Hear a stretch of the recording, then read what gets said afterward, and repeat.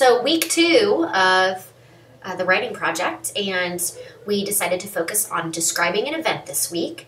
So there are a couple things specific to writing style that we wanted you to focus on as you were writing about a particular event. The easy thing is going to be organization.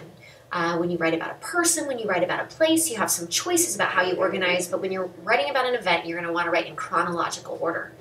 A good way to start this, or to give yourself a way to outline, is to just list the facts in order, maybe on a sheet of paper, and then go back and fill in the details to add the kind of the meat to your writing. But typically when we're writing about an event, we write in chronological order.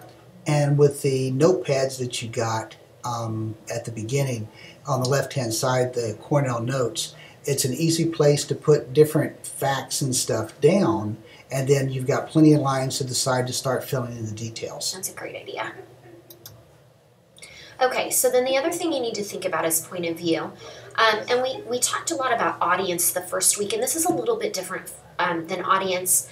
This is basically deciding, am I going to write as myself, so am I going to use the pronouns I and me and my, or am I going to write in third person? Am I trying to kind of detach from the event and be a storyteller, so am I going to use he, she, or it? And it really just depends on your purpose for writing. Is your purpose to share personal stories, or is your purpose to kind of explain history, I guess, something along those lines. And just like we talked about last week, we talked about how important it is to include sensory details, and yay, because Ken added in taste, which I had left off the list. So just like you did with your place, you're going to go back to your description of an event and make sure you're adding sensory details. Because just like the next slide tells you, yes, if you want to take details, take you there. Take you there. Yeah, if you want your reader to feel like they're there with you, then that's the way to do it. You're creating imagery.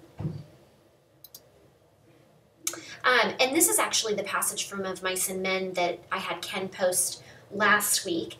And he put in, I just think this is great sensory description. And John Steinbeck was known for that. He actually alternated his chapters in his books. He would do one chapter that was just sensory description and then one chapter that was plot. So this is from one of the chapters that addressed just sensory description.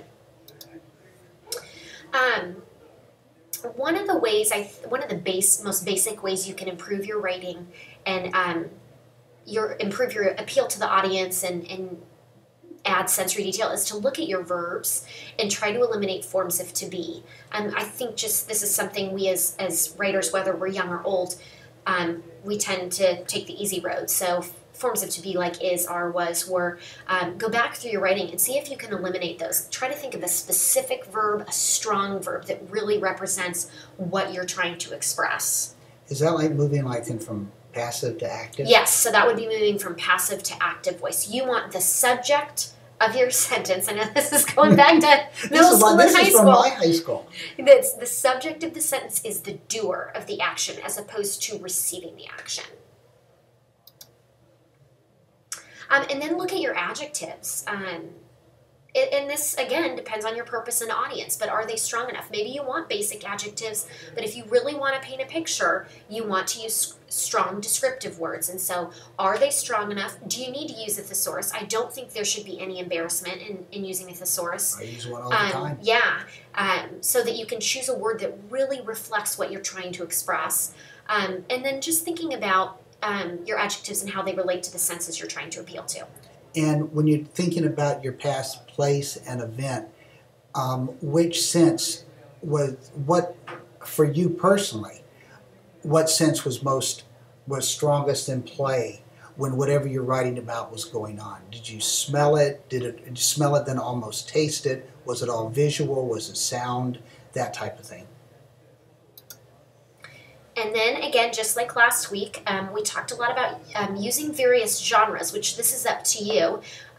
But think about how you want to present this. And I think Ken had mentioned that the group discussed, writing very basically, maybe just an explanation of what happened, but then maybe taking a moment, like a funny moment or something that was really memorable, and writing a little vignette, which would be like an excerpted piece that maybe has a humorous tone or that's maybe more sensitive, beyond just here's what my story was, which I thought was a great idea. That's varying your genre. And don't forget, next month we're switching to Thursdays. And any questions, let us know. If you haven't yet, be sure to sign up for Google Docs. The emails, everybody's emails have gone out that have participated so far for peer editing and sharing. And if you have any questions, let us know, and we'll see you on Thursdays.